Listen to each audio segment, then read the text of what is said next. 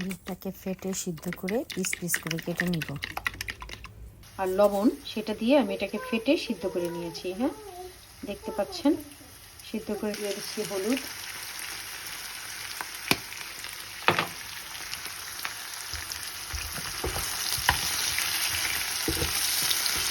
একটু আলুটাকে ভেজে নিলাম পেঁয়াজের সাথে, তাহলে একটু খেতে ভালো লাগবে। এখন দিয়ে দিচ্ছি রসুন বাটা,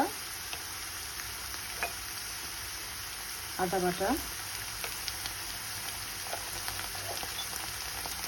গরম মশলা,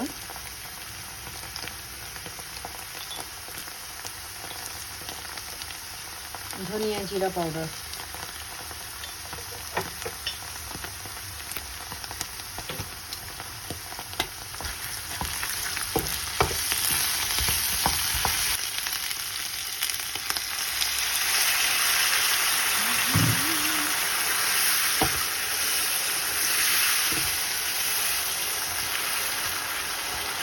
দিয়ে দিব লাল মরিচ আর 2টা টমেটো।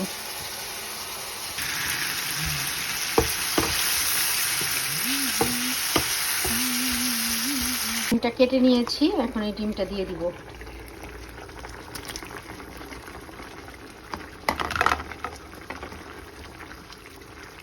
একটু ডিফারেন্ট স্টাইলে রান্না করলাম আজকে।